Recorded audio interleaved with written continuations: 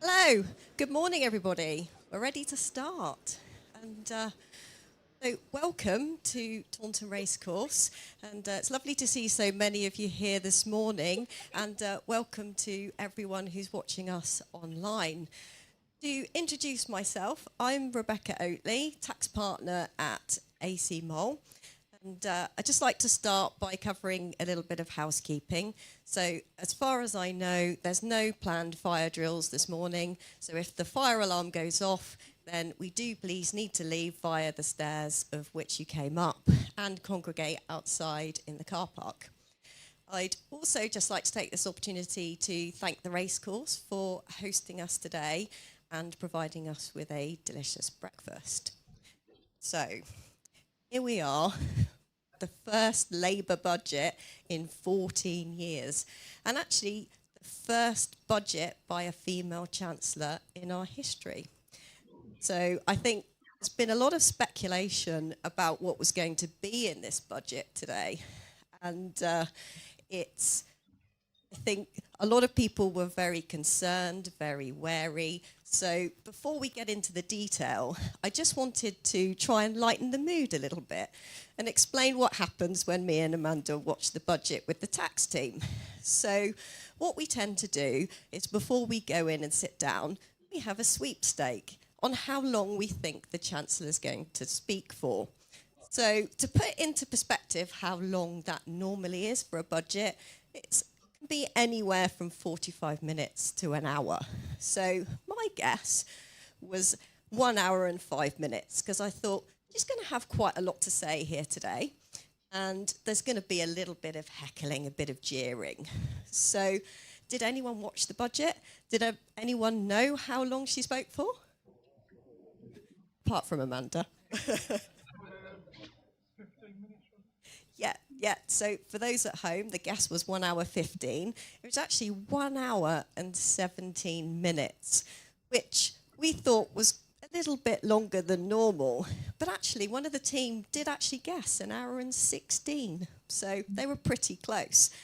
So what that led me to have a look at was how long the longest budget speech was. So it takes us back to William Gladstone in 1853. So his budget speech was 4 hours and 45 minutes. Quite. So I think we can all be relieved that Rachel Reeves didn't speak for that long. So I think looking at the mood of the budget and what she said, I think she set very clearly from the outset with things like about making difficult decisions on tax and stating that those with the broadest shoulders would bear the heaviest burden. So I think it comes as no surprise that she had quite a lot to say. So I think, I'm not going to take up any more of your time, and I will pass over to Amanda so we can find out what she actually said. Morning, everyone. Thank you very much, Rebecca, for that introduction. Normally, I stand up here and at the start of my presentation, I run through the economy and what the Office for Budget Responsibility has said in its forecasts. Now, over the last 5 years, that's normally taken us quite a while to get through because there hasn't been very much else in terms of tax policy to worry about. Quite a lot to get through today, so we are going to take a bit of a trot through the first segment so that we can then move on to the various tax policies that I know you're interested in. But we are still going to run through the economy. So we're going to have a look first at inflation and the base rate. Now, I remember standing up here on a number of occasions when inflation has been the key topic. But as you can see, inflation has come down now. Now, we were finding inflation back at the end of 2022 was at its highest level of 11.1%. You've seen that dropping over the time, and last month it dropped to 1.7%. Now, the Office for Budget Responsibility gives us a forecast, and that forecast tells us what it thinks inflation is going to be over the next 5 years. Now, as you can see from that graph, that light blue line, it bounces around at 2% mark. Now, for anyone who's been here before, you'll know that the government's target for inflation, so the golden rate, is 2%. Now, that's always been the case under a Conservative government, and the Chancellor stood up and confirmed that that is still their target. So the OBR forecasts that we will bump around that 2% inflation rate for the period of their forecast. Now, one of the major factors in controlling inflation is the bank base rate. And the government tasked the Bank of England with controlling inflation through the bank base rate. Now, we went through a period of constant increases in that base rate, and it went up to 5.25% for a reasonable period of time. Now, back in the heydays, so in the early 2020s, we were at 0%, near enough on the base rate. So 5.25% has been quite painful. It has, however, dropped in the last month, and the current base rate is 5%. Now, the one thing you do find, if you read the OBR's report, they do give you a forecast of what you think the base rate might be at the end of that 5-year term. So the OBR are saying that they think the base rate will drop down to 3.5% in 2029-30. Now, if anyone read the BBC website this morning, you'll see that the markets are saying they think that the base rate will come down.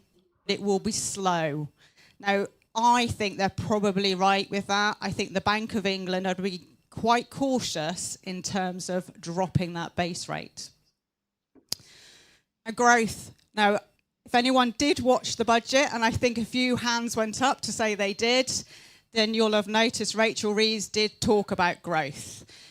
It's important for any government that's in power with growth, because this actually helps them to balance their books. If they're getting good growth, and the amount of tax take they're getting improves. Now, as you can see from this chart, growth last year was pretty much stagnant. All right, so the UK economy wasn't growing. The forecast for this year, and we're quite a long way through the year, so it should be fairly accurate, is that we'll have growth of 1.1%. Now, the OBR forecast says that next year we should see growth just above 2%, and for the rest of the forecast, we're bumping around 1.5% per year. Okay.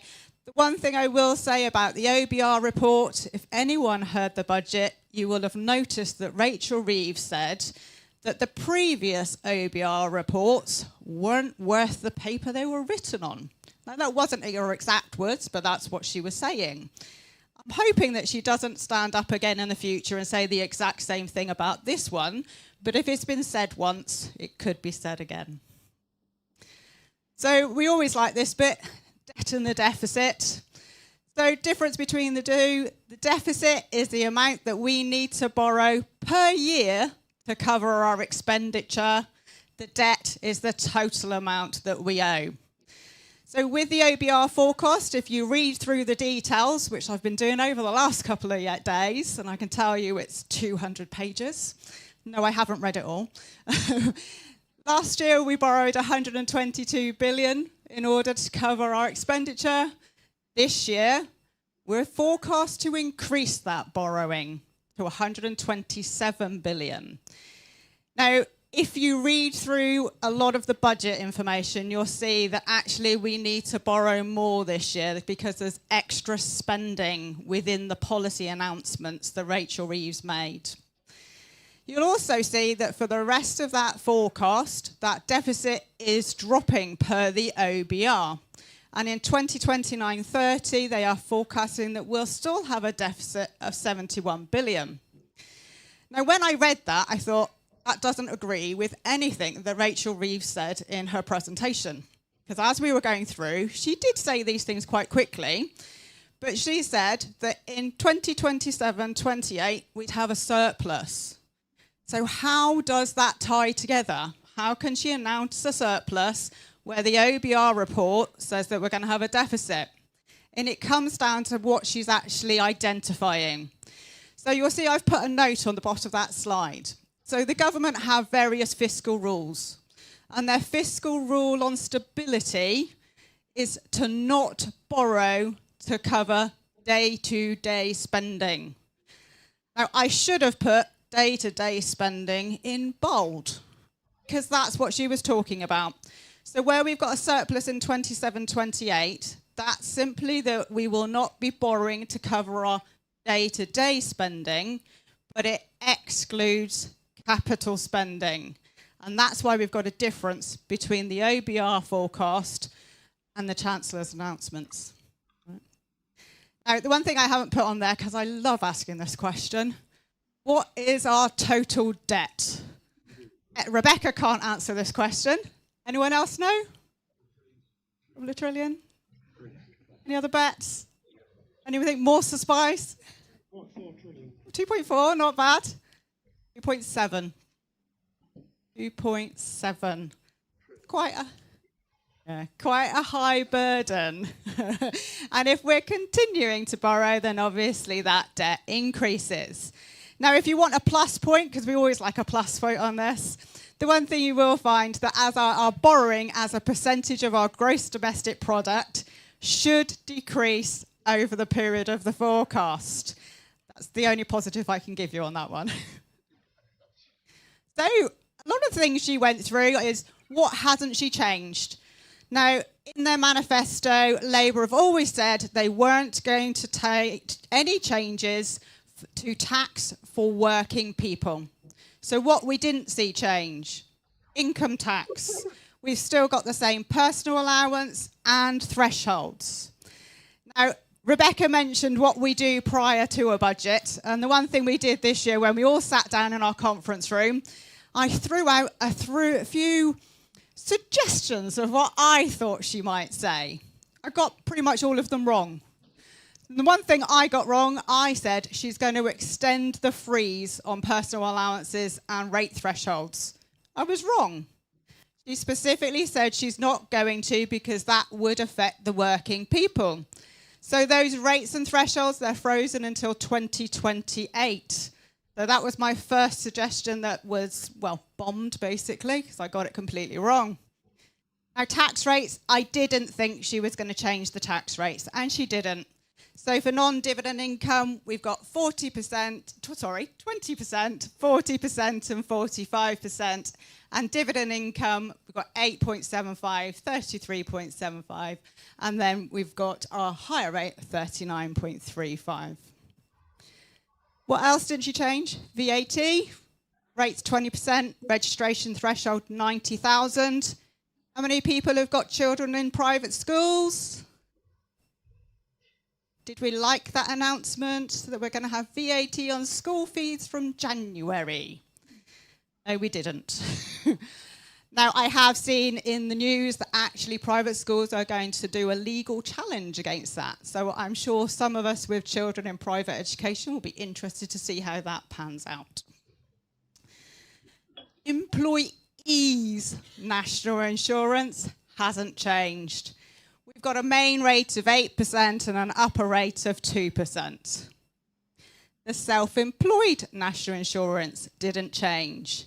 Main rate 6%, upper rate 2%.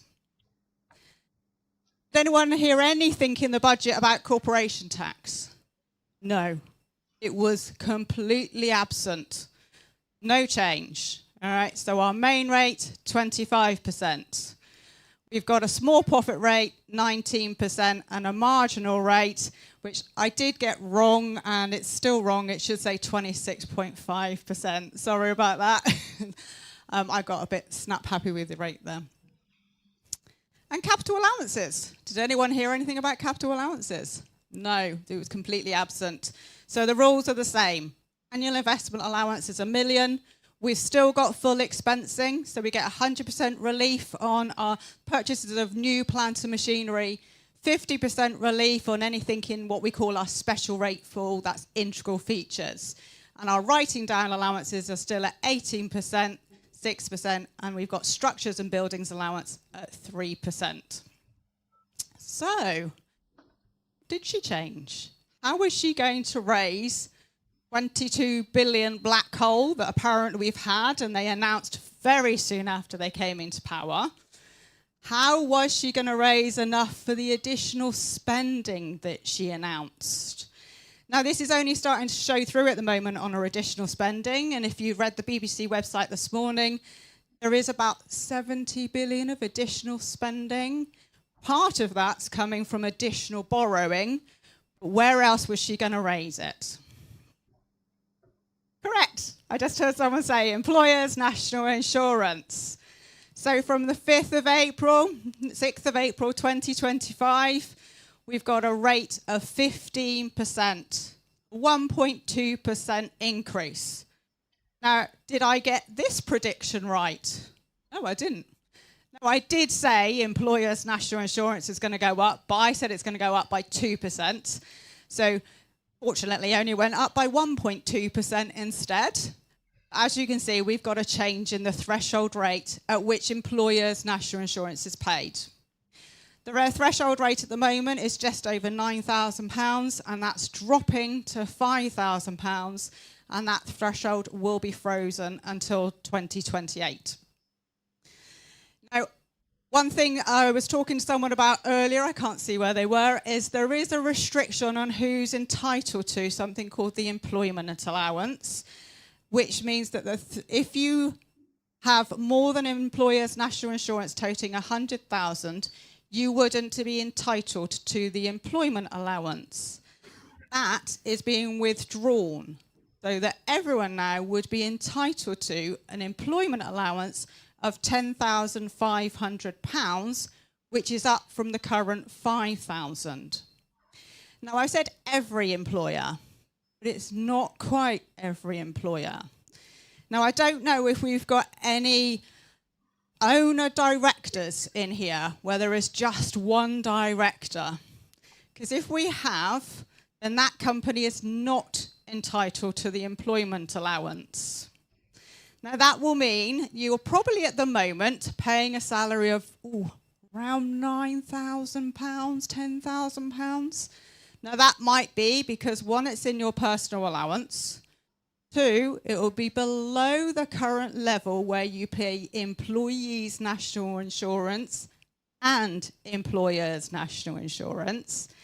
You still accrue state benefit for the year. Now, you'll see here, if you're paying £9,000, we're paying employers' national insurance. Now, you would still be a small business owner, but you won't be entitled to that employment allowance. Now, one of my colleagues actually ran a few numbers, and we can say that if you've got employees around about 5 employees, then the change in these rates and allowances won't affect you. But for everyone else, it will.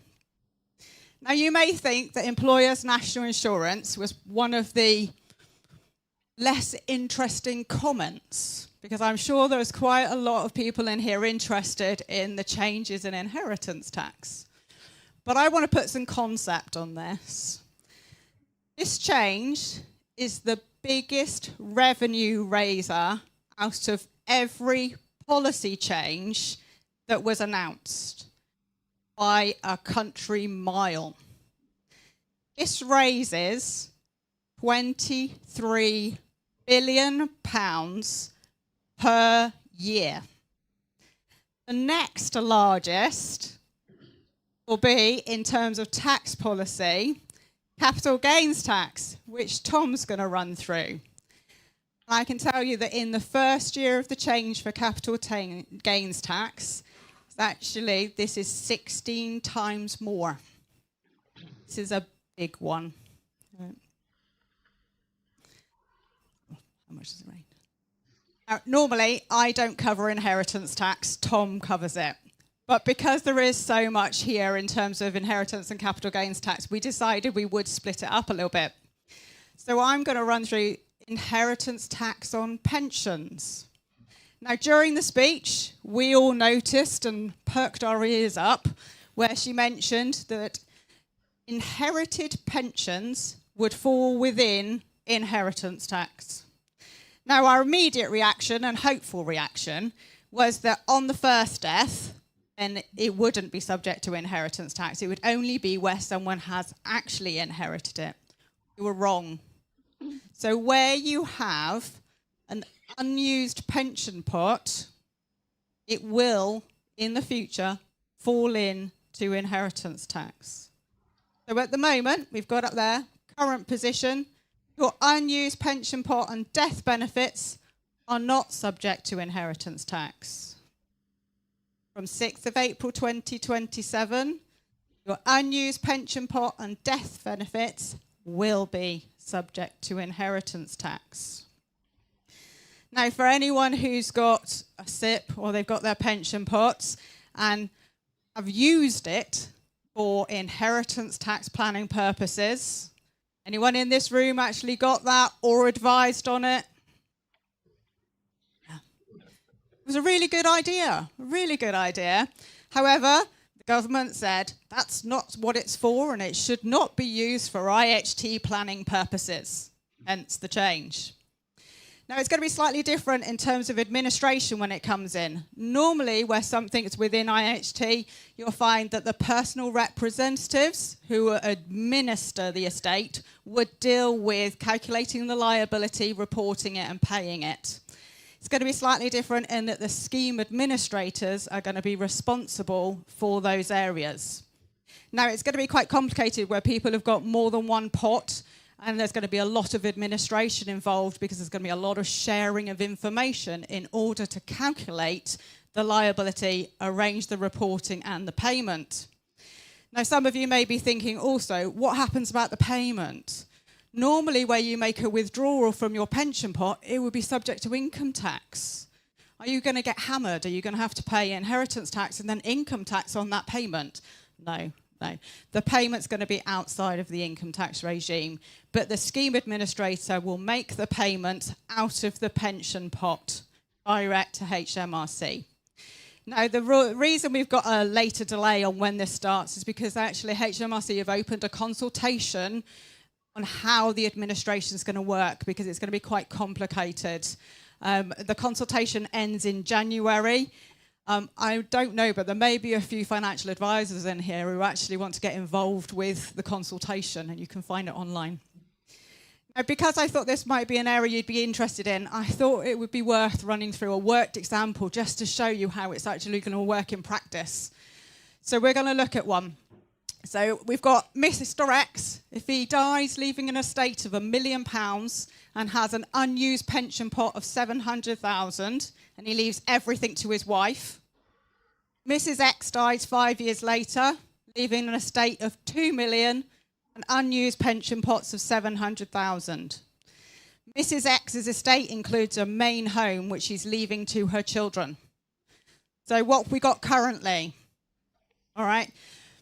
On Mr. X's death, he's left everything to his wife. He benefits from spousal exemption. There's no IHT. On Mrs. X's death, she's got a total estate of 2 million. Now, she's died before the 5th of April 2027, so the pension pot doesn't come in. She's got a nil rate band. Because Mr. didn't use his nil rate band, she can take it as a transferable.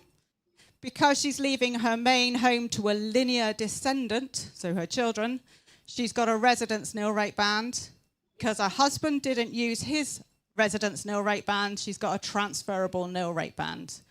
Take all of those off, we've got an estate subject to inheritance tax of 1 million, and we've got IHT payable of 400,000 at 40% there. What happens after the change? So we're going to say that both of them died after the 5th of April 2027. Mr. X dies, no change. All right, you still get spousal relief, and you get spousal relief on the pension pot as well. And on Mrs. X's death, she's got a total estate of 2.7 million, because remember, we're bringing in that pension pot. She's got her nil rate band. She's got the transferable nil rate band. What's happened to our residence nil rate band? Why does that say nil? Well, where your estate is above £2 million, the residence nil rate band is tapered by £1 for every £2 over. She's over by 700,000. So she has no residence nil rate band and no transferable residence nil rate band. Her estate subject to inheritance tax, just over 2 million. The IHT payable, 820,000. What is our effective tax rate on that 700,000? You may have originally thought it was going to be 40%, but in this circumstance, that's 60%. Right? Now, I say there might be some planning going on over the next few years of what we might be doing. One thing you might be thinking about, no, I am not giving anyone advice. But if someone's going to pay tax at those sort of rates, even at 40%, what's it going to encourage people to do? It's going to encourage people to draw their pension. But what are you going to do with that income? You're getting that income in, you're paying, say, 40% because it's into your, well, hopefully not into the additional rates, but into higher rates. And then what are you going to do with it? Are you going to keep it? If you keep it, it will go into your estate, and then you'll pay, well, your beneficiaries will pay IHT on it. What could you do? If you're, oh, go on then. It's the best IHT planning you can ever have. Spend it. One, spend it. The other option, you can give it to family members and friends. There's something called regular gifts out of income. So if you're drawing something from your pension fund, you're paying 40% tax on it, you're getting it, and then you're gifting it immediately to family and friends. That's your income that you're giving, and if you do it on a regular basis, regular gift out of income falls outside of your estate immediately. You may find that your children are going to love you so much more.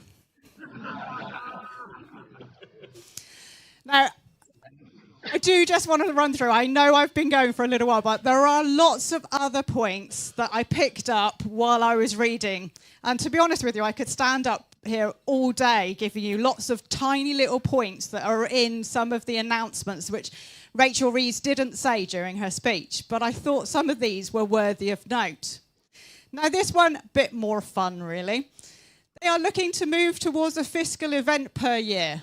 That means we'll only have one budget breakfast per year.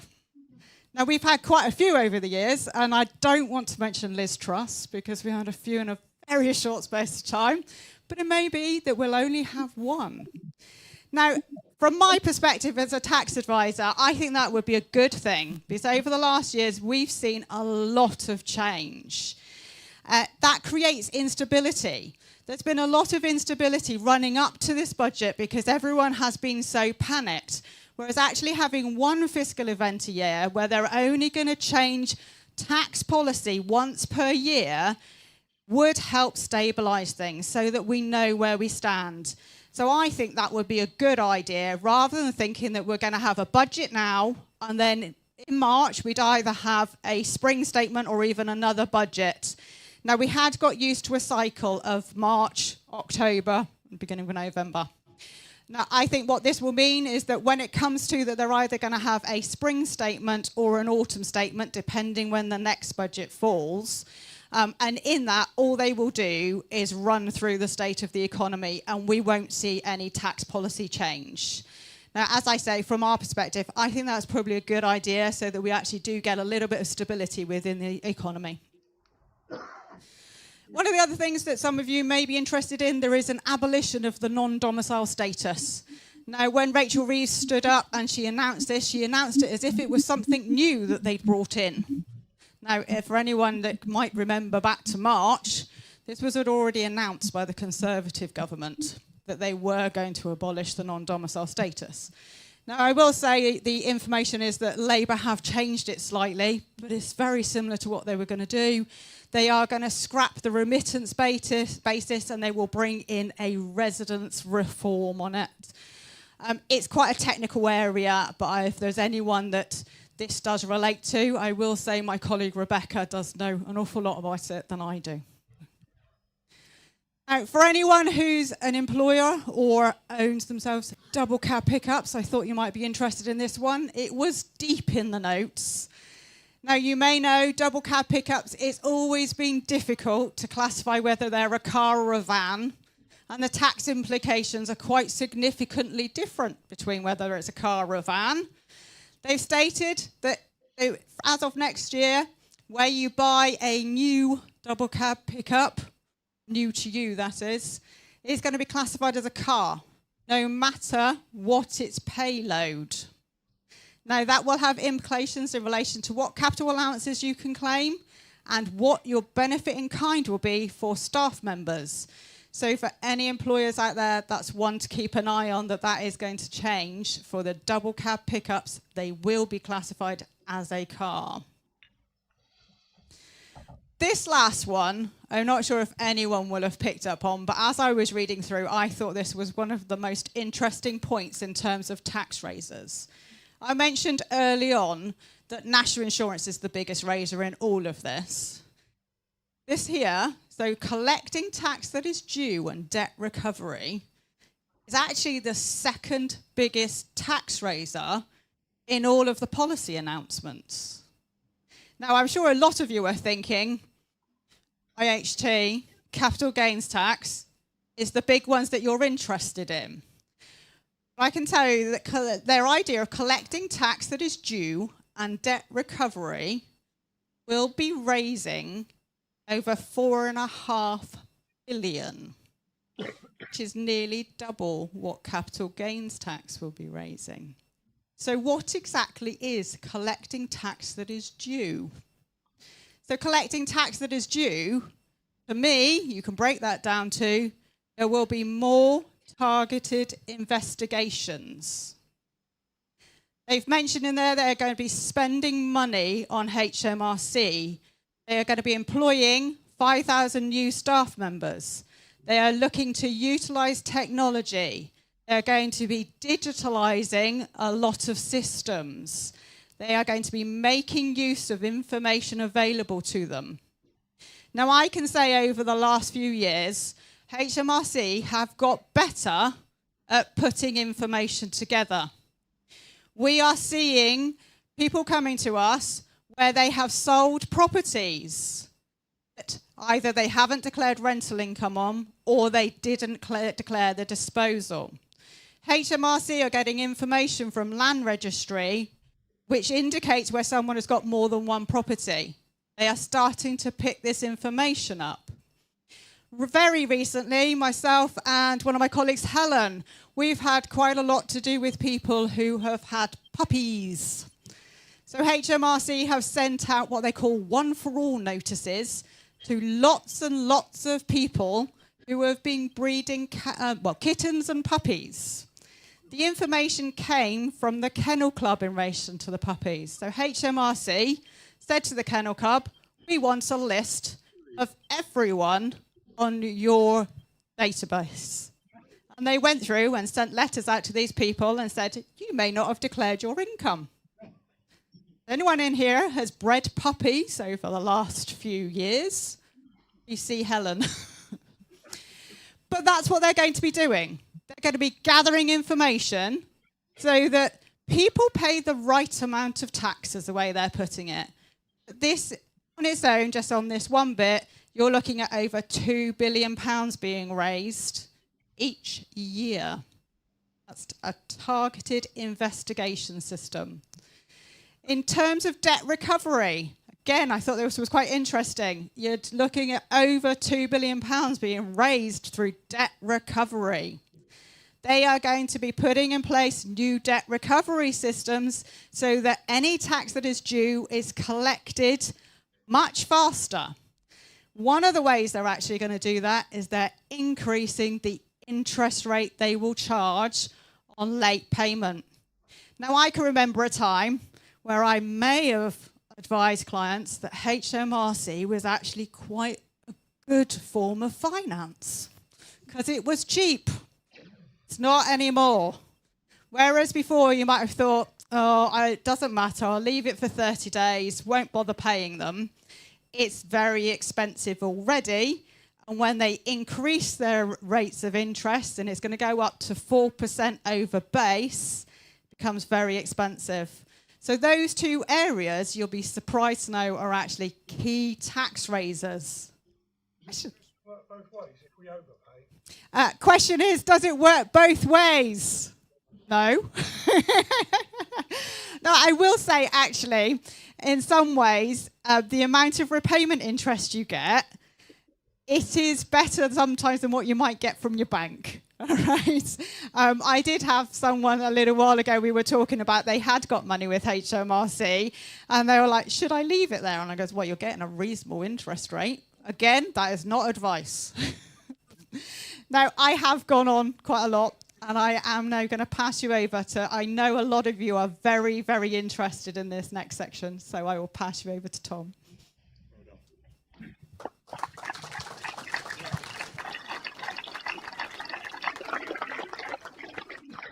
Thank you, Amanda. Good morning, everyone. Can you hear me okay? Yeah, I think we can, right? Let's start. Okay, my name's Tom Chiffers from Clarke Willmott. I'm a partner in our Taunton team. I've sort of complained in the past that things have been a bit quiet and I haven't had much to talk about. Well, I won't be complaining today. There's lots to talk about, lots to cover. I hope we can whiz through it. I'm going to start with inheritance tax. That's my area of expertise. It's what I enjoy talking about. So I'll start there. So just to remind us what inheritance tax is, it's charged when a person dies, when they make a chargeable transfer or transfer to a trust, charged at 20% when you die or 20% at least initially when it goes into a trust.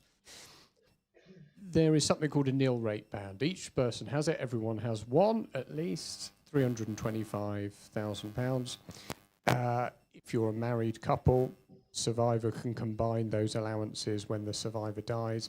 There's also something called a residence nil rate band, which applies in certain circumstances. So if you've got a residence and you're passing it to the next generation, lineal descendants is the technical term. Again, you can combine it. So what that means in shorthand is a married couple could have up to £1 million tax-free. The reason that is there is because the Conservatives back in 2010 said that's what they'd put the nil rate band up to. So this hodgepodge of different nil rate bands is why we've got it. Anyway, reliefs. So this is really pertinent to today. There are two main types of relief. I'll start with agricultural property relief. So unsurprisingly, it applies to agricultural property. But that doesn't just mean land. Obviously, land is the most important, but it also means assets used for agricultural purposes. So that could be buildings, it could be a cottage, it could be a farmhouse, it could be machinery.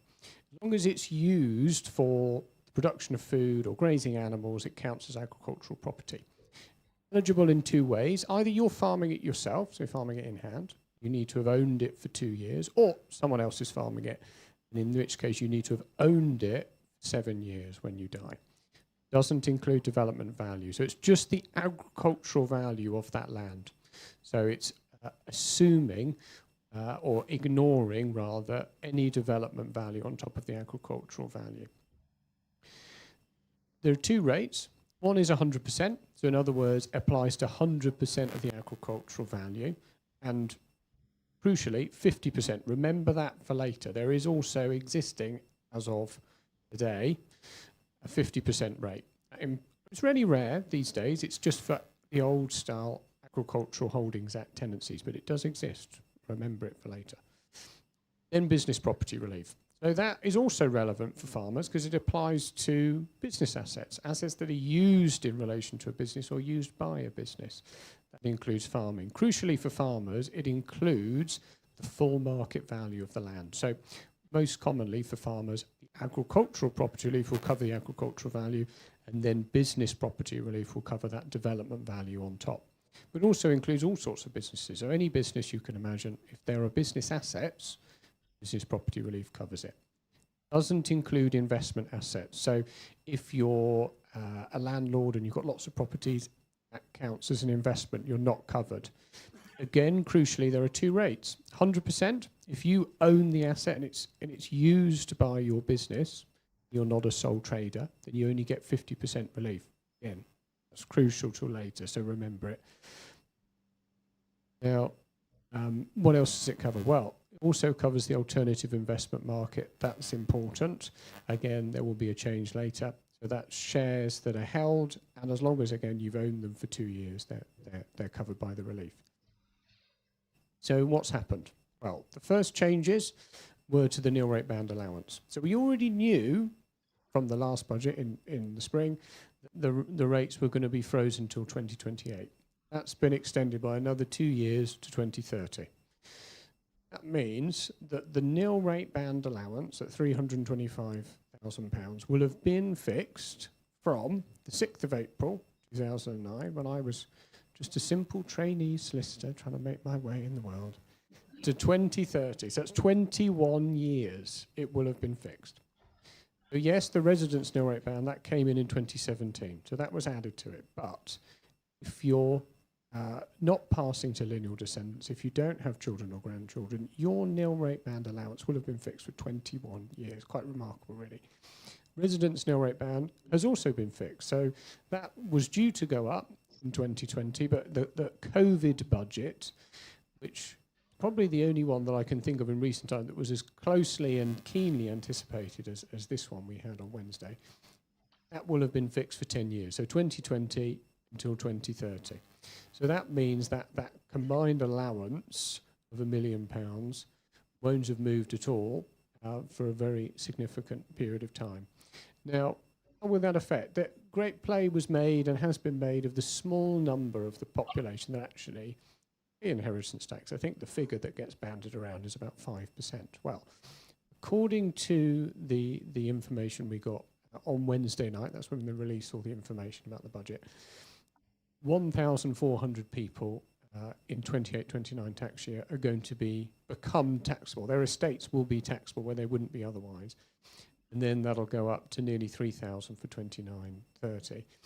According to their own statistics, just shy of 28,000 estates were taxable in 21-22. So actually what that means in real terms, actually, that extra 10% of the population will be taxable, i.e. their estates will be subject to inheritance tax by the time we reach 29-30. That, to me, that seems like a very significant number where they wouldn't have had to worry about inheritance tax, and they will now.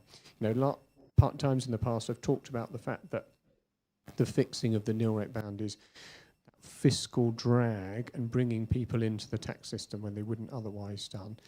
This is going to exacerbate that. It's going to really bring more people in. So let's move on to reliefs. Oh, here we go. Allowance. This is what it's going to bring in. So an extra, they're saying 0.4 of a billion, real terms, £355 million. So that is on top of the increases that would be in the other columns, and because they were announced in the spring, those aren't included here. So let's talk about EPR and BPR changes. So they've introduced a brand new concept, a concept that we haven't known before, something called the £1 million allowance, or £1 million allowances for BPR and APR. So a whole new concept. So at the moment, there's no limit on the amount of assets you can claim for APR and BPR. So in theory, it could be an infinite amount. As long as you pass the tests, as long as you are not holding an investment and you're farming the land and you've owned it for the right time, any value would be eligible. Not the case anymore, well, at least from the 6th of April 2026. The first £1 million will apply at 100%. In other words, the relief will apply fully to that £1 million. Beyond that, anything in excess that £1 million allowance, the relief will only apply at 50%. So just like with the AHA tenancies, or if you own assets and they're used by your business, That's the same here. So what that means in real terms, or the tax rate, will be a real rate of 20%, because 50% of that value over that allowance will be eligible for the relief, so tax-free, but 50% won't. So therefore, 50% will be subject to tax at 40%, meaning 20% in real terms. It'll be applied proportionally. So if you've got lots of different assets that are eligible for APR or BPR, then they will be applied, the allowance rather, will be applied proportionally to all those assets. So you can't pick and choose. You can't pick a favourite child who's going to inherit one farm and then another child inherit another farm and pay tax. It'll be applied proportionately. So what will it apply to? Well, it'll apply, just like inheritance tax, to assets that people have when they die. So their assets they hold on their death. It'll also apply to gifts that were made in the 7 years preceding someone's death. Crucially, though, are on or after the 30th of October. If you listen to the budget, went straight out, sign your farm over to your son or your daughter or someone else, but you die within 7 years, at least after the 6th of April 2026, you'll be caught. But if you'd made that gift on the 29th of October, which a few people did some planning, and I was kept a little bit busy in the run-up to the budget, you won't be caught by the change of the rules. You'll be subject to the rules as they are today, or the rules pre-30th of October. If you've got any of those assets that are already sort of in and of themselves eligible for that 50% relief, so those AHA tenancy assets or assets that you own that are used by your business, will still have that 50% rate. And crucially, those won't eat up any of your allowance. Your £1 million allowance won't be affected by those assets. Also, interestingly, each individual has an allowance. So husband and wife, they will have £1 million each of their APR/BPR allowance. But also, crucially, you can't transfer any unused allowance from one spouse to the other. So unlike with the nil rate bands, which are transferable, so in other words, if you don't use them when the first spouse dies, that's fine, just transfer it over. You can't do it with this allowance. Moving on to trusts. Trusts also have an allowance. Each trust has an allowance, but crucially, although we haven't got the legislation, we don't know the detail, what they have said is they're going to try and stop clever people like me setting up lots and lots of trusts for individuals. So they haven't given any details, but they'll say they'll close a loophole that doesn't yet exist to stop people doing that. So they will, if from the 30th of October, if you set up more than one trust in your lifetime and that trust owns assets that are eligible for APR or BPR, you'll only have one allowance that's applied across all those trusts. What it does mean is that a husband could set up a trust, a wife could set up a trust, and they each have an allowance. So husband has an allowance, wife has an allowance, and their two trusts have an allowance. So suddenly we've gone from £1 million to £4 million worth of allowance, I should say. We've also had an impact on the alternative investment market. So that was one of the things that was actually quite highly telegraphed in the run-up. They kept mentioning it in the run-up to the election, saying, this is a bit of a swizz, having all these assets that are eligible for BPR at 100%. But they haven't got rid of it. They've kept it. It's now at 50%. So if you've got anything on the alternative investment market, you'll only get business property relief at 50%. So the great irony, I checked yesterday when I was putting my notes together, thinking, AIM markets will have plummeted through the floor. I was going to have lots of statistics about all the last. Actually, it went up. But I think my assumption is that everyone anticipated that they were going to get rid of the relief entirely. So they were so relieved that they hadn't, then a bit of a jump in value. So what's the impact going to be? Well, in the information, they say the majority of claims will be unaffected. They also say that almost 3/4 of the estates claiming APR and the majority of estates claiming BPR are expected, quite a lot of work being done by that word, to be unaffected by the reforms. They estimate that 3,000 estates a year will be unaffected, but 2,000 will be. So it's a pretty slim majority. And of those, half will be people who own AIM portfolios. So no, the government obviously don't have much sympathy for them. And then 500 APR and 500 BPR. So what they're saying is about 1,000 people, states, or 1,000 a year will be unaffected. But according to the NFU, 1,200 farmers a year die. And they're anticipating that actually more than half or nearly half will be affected by these changes. What the government said, it's interesting that Amanda talked about the amounts of money we're talking about, and just actually getting people to pay the tax that they're due and pay it on time is going to generate billions upon billions. These change only expected to generate 0.5 of a billion a year by 2930.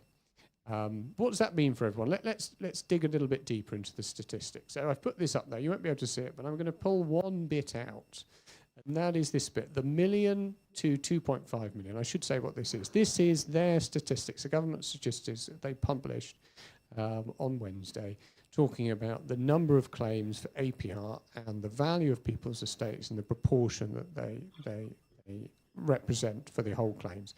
Now, I think the reason this is important in this section, so this is people who have APR assets that are worth between 1 and 2.5 million. The reason this is important is obviously because the allowance has been set at £1 million. But crucially, this is where most of the money actually is. Most of the agricultural property relief assets are. So this represents total value of 533 million. So that's the biggest of all those sections. That's where most money is. So you can talk about average farm, you can talk about family farm, all that stuff. Actually, statistically, most agricultural property relief claims, in terms of money claimed and pounds claimed, is here in this band. This band is obviously caught because they will have assets, agricultural assets, in excess of that allowance. So what does it mean for them? Well, if you've got 1.47 million worth of assets that are eligible for agricultural property relief, ignoring the fact that we've also got a farmhouse, they've also got other assets, so we ignore the nil rate bands, that means you will have a tax bill just shy of £100,000. So if you've got a farm or agricultural assets just shy of 1.5 million, that's 100,000 worth of tax. So what does it mean for the average farmer? What does the average farmer mean? Well, I put this slide up there because this was a study that the government themselves did 2 or 3 years ago to look at farming. It's really interesting. Loads of statistics here. I could probably talk all day about all the different statistics here, but I'll pull one out. What does the average farm mean? Because they talked, or Rachel Reeves talked about family farms. Family farms won't be affected or they'll be preserved, I think is what she said. Well, the average size of a farm is 85 hectares. So that's about 210 acres. If you take the average price, again, across the whole country for pasture lands, obviously different values in different areas, that means just of land. So we're not talking about buildings, we're not talking about farmhouses, we're not talking about cottages, we're just talking about land.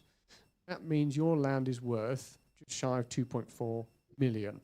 This is an average farmer, average farm, the average price of land, pasture land.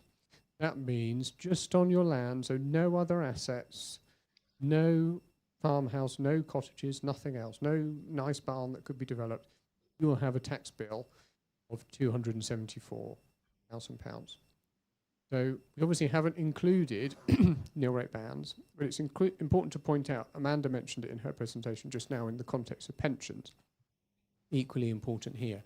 A lot of people have the misconception that the tax-free allowance is a million, the nil rate band allowance is $1 million. It is, in certain circumstances, and those circumstances are you're a married couple, you have a residence, you're passing on to the next generation, and crucially, you do not have assets in excess of £2 million. If you do, that residence nil rate band will start to taper.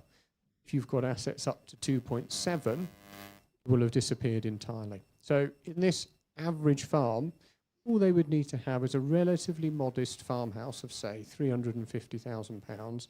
They would lose the whole residence nil rate band. So all they would have is a nil rate band allowance times 2, if we assume it's a married couple, £650,000. So they wouldn't get that £1 million allowance, that £1 million nil rate band. They would get their £1 million APR or BPR allowance, and that's it. But they would be brought into the tax regime when otherwise they wouldn't be. Let's look at BPR again. I did the same analysis. I looked at where was most of the money in terms of the claims, not who was the average, the mean average, but where was most of the money. Now in this one, it's actually 5 million plus. That's where most of the assets are. If you look at that statistic there, you've got almost, well, over a third actually of the value of BPR assets is in that £5 million bracket. Now obviously they're well over that £1 million allowance. That means if you're in that bracket, that average bracket, you will have £4 million worth of assets that are only eligible for BPR at 50%. So that means if you're in that 5 million plus bracket, you will have a tax bill on your business, so no other assets, of just shy of 1.5 million. So somehow you're going to have to find that from your business, or your descendants are going to have to pay that, or you're going to have to sell your business in order to cover the tax bill. So farmers specifically, let's go back to farmers. And this is something that I find fascinating, maybe because I advise on it, is about succession planning. Now, on these statistics, vast majority of farmers, nearly 40%, so over a third, nearly a half, are 65 or over. Now, this is 2016, so best part of a decade ago. So that probably means there's even more. The statistics are even more. Now, what would that mean? So that means that this, what we're talking about today, is incredibly pertinent to farmers because they are in that age bracket where they need to be thinking about succession planning. And really, I should say everyone should be thinking about succession planning, but it's particularly pertinent if you're 65 plus. Now, what will that do? Will this prompt people to have those conversations? I hope so. If you're going to take a positive spin on today, it would be that you're trying to push this graph a bit further, not quite such a sharp decline. Maybe bringing people into the industry, maybe getting people to pass it over early, or at least involve the next generation. But it's incredibly pertinent because farming industry is heavily weighted to those people in that bracket. Now, quickly, before we hand over to questions, I'll cover the other capital gains tax. So currently, or I should say last week, 2 different rates, either if it's residential property or everything else. Annual allowance, where it's tax-free, that was what was cut. So lots of anticipations before about whether we would put the rates up or the rates would go up in previous budgets. They didn't, but they did cut the allowance. That's still pretty low. There's huge amounts of speculation, and I can see my colleague Mark at the back, who was incredibly busy, people trying to get stuff done before the budget, because everyone thought TGT rates might go up to 40%, 45%, 30%. Actually, just got rid of the 2-tier system. So we now just got one lot of rates. One, 18% if you're a basic rate income taxpayer, one, 24% if you're a higher rate taxpayer. So basically it's in line with residential property. They haven't put it up. They kept entrepreneur's relief, or business asset disposal relief, I should say, kept the threshold at $1 million. So those who remember, it started at $1 million, went all the way up to 10 million, went all the way back down to $1 million, but it's kept. But they have put the rates up, crucially not on the 30th, but starting on the 6th of April next year, the rate, if you're eligible for business asset disposal relief, will be 14%, and then it will go up again to 18%. So in short, it means that if you're eligible for that relief, you will pay the basic rate on that first £1 million. And again, just to remind you, the £1 million is your lifetime allowance. Also changed for people with carried interest. That's going up to 28%, and there'll be either 18 or 20. It will just be a single rate of 32%. Stamp duty land tax, just before we finish, there's an extra rate if you're buying a second home. Currently that's 3%, and that's going up to 5% from the 31st of October. So that's from today, or yesterday, I should say. And that will raise 0.3 billion.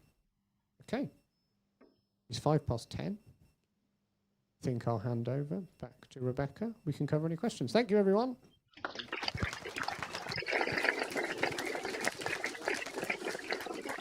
Well, thank you both to Tom and Amanda for walking us through all the changes. So it just leaves me to say, does anybody have any questions?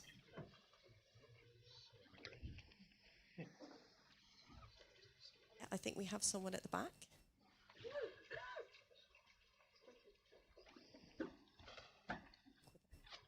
Shout from here. Bring the microphone down. Okay.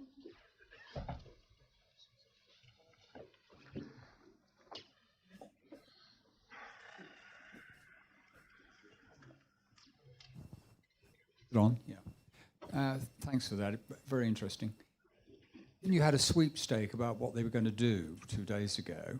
Can I just challenge you, given this lot are going to run out of money in 2 years' time, and there's another load of taxes coming down the wire, what's the sweepstake in AC Mole going to tell us about 2 years and where the next load of tax is going to fall? As I mentioned, most of my predictions were wrong. But the one thing I will say to you is that about a month ago, I had a number of conversations with people, and I actually said at the time, it's not going to surprise me if they bring pensions into IHT. I got one right. What do I think they'll do? Okay, if I had been Chancellor of the Exchequer, what would I have done? I'd have put the basic rate of tax to 21%. Now, that's not going to go down favourably. As we've seen, Rachel Reeves isn't afraid of doing things that aren't popular. Do I think she'll do that? Actually, no, I don't think she's got enough guts to do it, to be honest with you. What else can she do? There are few places that she can go.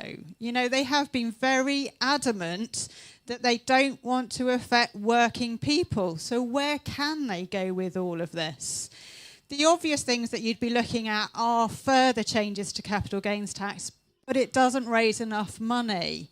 The only big raises that we've seen in this budget was actually national insurance and the increase on collection of tax. Now, when everyone in this room looks at it, I'm sure everyone was thinking, actually, APR, BPR and pensions were your key focuses, but they don't raise that much. So where else can she go? Now, I'm going to be really vague and say, I don't know. I think she's very stuck because the big raises, you've got to be looking at income tax and VAT. Will she go there in the future? They're going to have to wait and see. Any other questions? Any questions online, Richard? No? Well, on that basis then, it just needs me to say thank you again to Tom and Amanda, and thank you to everyone here for joining us, and to everybody online. And have a lovely day.